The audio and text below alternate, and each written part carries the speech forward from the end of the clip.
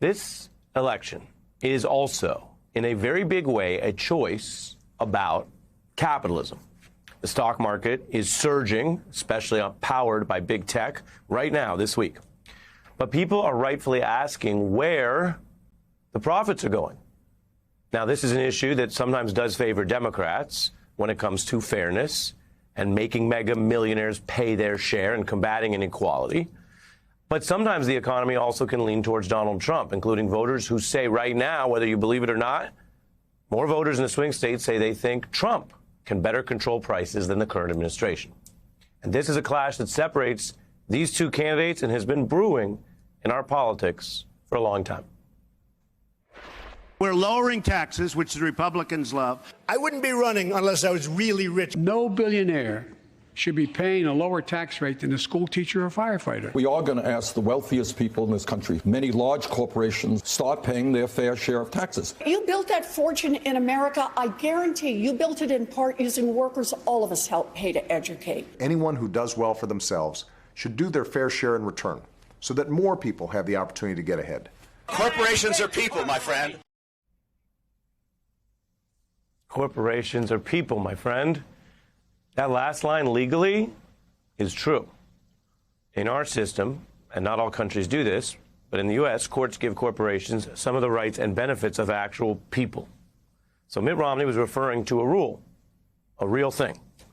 But that little moment right there, it became a gaffe, as you might remember, because so many people oppose those types of pro-corporate rules and bias in our system, which can literally value wealth and companies and the engines of capitalism, as they put it, above people and labor and families, sometimes above life itself. Romney's gaffe, well, that could be any Tuesday for Donald Trump as a candidate, and that's on any number of issues. But on this one, he openly talks up the 1% over the rest of the people, meaning the 1% over a ton of other people who might be conservative or Republican or MAGA when it comes to their politics and not their pocketbooks. And Trump's vowing to slash taxes for the rich, which he's done before. It's a point he made at a private roundtable with some of the wealthiest people in the country, talking to CEOs like Tim Cook and Jamie Dimon. And CEOs of top company make many, many more millions a year than anybody else when you count salary and stock and assorted benefits that are often taxed at less than their own employees. And because of those financial gimmicks and those loopholes, which are drawn by Congress, and some of them, by the way, historically have been bipartisan, that is the backdrop for Trump vowing policies that will help those billionaires above others, but also that is kind of an exchange of goods and services, right? I mean, a lot of those people, they've talked about Trump, and I'm going to return to that a little later, how they've criticized Trump, but they're going to get something back very tangible for supporting him. So he said that at a private fundraiser. Now, even if Trump knows there are limits to how much one should be seen sucking up to CEOs, that is where Romney ended up sounding out of touch. But Trump knows, if nothing else, PR better than a lot of politicians.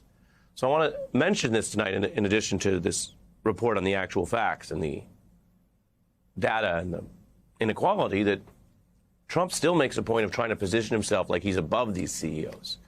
He's not just admitting that his whole plan caters to them. He tells them in that private fundraiser what he's going to do, but then with a little dash of The Apprentice and a Banana Republic, he's now been making waves saying that if executives do not back his campaign, they should be fired. We know that word. But think about it. That kind of bluster is not even in the top 10 of autocratic threats he's made. Politically, though, he's trying to distract from how if you check his own tax plans, it actually looks like he works for them, not the other way around. And all of this harkens back to a telling moment. This was days after the 2016 election when Trump went to a fancy restaurant with a wealthy clientele and said this. Hi, Mr. President-elect. Thank you. Thank you. We'll get your taxes down. No, Thank you, sir. Thank you. Don't worry if you're in the right bracket, if you're one of the richest Americans. And so, again, I'm going to do a little bit of data here, not too much, but it matters. When you talk about what someone in the very middle of all this is doing, with half the country making less than that, the median income, as they call it in 2023, for one person would be around $48,000 a year. The top 20%, they're making over $250,000 a year. And then it goes up from there. Now, remember, when you go up to the 1%, by definition, you're talking about a small group of people, and the president is supposed to reflect all the people. And that's what the administration's supposed to do, right? But in office, when it came to priorities that even Trump said, in his view, mattered to all the people, building a wall, infrastructure deals, he didn't get those things done. But I bet you know where I'm going with this. When it came to those tax cuts for the rich, for those small group of people, those were a priority. He got those done. They had ceremonies, Trump and the Republicans in Congress cutting taxes at that income bracket above 400K, which is a long way above the 48K that a typical median worker would make. It was just for the people who make those huge amounts. Now, those cuts expire next year. And Biden and Democrats want to route those gains back to basically what comes out to the other 98% of Americans. They want to end those Trump tax cuts, which will naturally expire. Trump says if he wins, he'll extend them. He'll do it all over again, make it last longer. Now, why does this matter?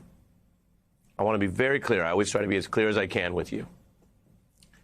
Taxes can have all of this sort of partisanship and intensity, and if you follow politics, they're talking about taxes and campaigns as long back as you can remember. But what are taxes? They are fundamentally one way that the government regulates capitalism.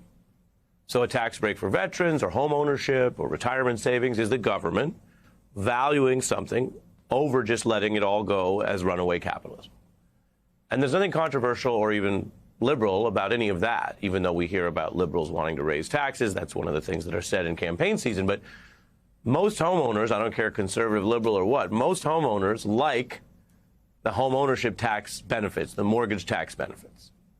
Now that you could say is self-interest, but there's also a pretty much a consensus, I would say overall, that society does have a positive interest in supporting the stability of home ownership. So that's a place where the government, as I'm saying, through the tax policy says supporting home ownership, long-term living situations, families staying together, not having to worry about moving because of variable rates and rents and other things, locking that in is a good thing. You can debate it, but I would say there's a wide consensus for that. And that's an example of a tax cut for something that the government's decided it wants to support. Then you have higher taxes that go the other way. So a government might put higher taxes on dangerous products, or a sector that tends to project risk onto everyone else, or taxes, as I just mentioned, potentially on the ultra-wealthy. That's what Biden would do by letting those other cuts expire. Now, everyone knows a company can be profitable and be dangerous, meaning what it's doing in the marketplace is being rewarded, but what it's doing in society might need a little more control or regulation. Tobacco companies would be a classic example, or big tech companies these days, which we're actually going to discuss a little later this hour. So corporate profits are exploding. You can see the Trump tax cuts are on here, and there's a little dip in the COVID area of 2020, but after all that, it continues to go high. Those profits, as I'm telling you, go more to the wealthy than everyone else. And when you talk about the stock side of it, many top executives are getting double rewards. You've probably heard about this. It's kind of a trick that's not available to most people. They get high pay to begin with, and then sometimes they get stock benefits, which they count as pay, even though it's not normal salary, which lets them duck the taxes that their own employees who make less have to pay. So they get paid more and pay lower tax percentages. And CEO pay is going gangbusters lately, jumping over 10% recently. That's triple what regular workers saw, where most regular workers' raises, if they got any, were fully eaten up by inflation. And I showed you those earlier numbers for an employee making 48K. Well, the average CEO, 48K, depending on how you count it. The average CEO making $29 million. We had to make a stack of money there, racks, if you will, because if we made it to the actual scale, it would be even higher than your TV screen. Now, this isn't some unavoidable natural outcome. Data shows how Republican tax policy also inflates that picture. Now, none of this is to say that companies shouldn't be rewarded for their success, right? Companies create jobs, they create useful products, they create wealth. And so when they pay back their, as you see there, their CEOs for that, sometimes that might be perfectly fine, and it might be what the market supports. But other companies are rewarding their leaders even amidst failure or danger or injury or death. That's happening right now, too. That's not hyperbole. Take Boeing, which I'm sure you're familiar with some of their problems. they have these safety and quality control failures, pieces of their planes falling off mid-flight, and fatal crashes under investigation. 346 people dying in 2 of those crashes, and employees who said that when it came to safety, they reportedly feared facing retaliation or being fired if they tried to enhance safety concerns or do things that those employees thought might help save future lives. Now, all that was punished a bit. They're not going bankrupt, but they had a $355 million loss last quarter alone. But now let's check how the markets are dealing with the CEO. And again, this is a question of where the government may or may not want to be involved.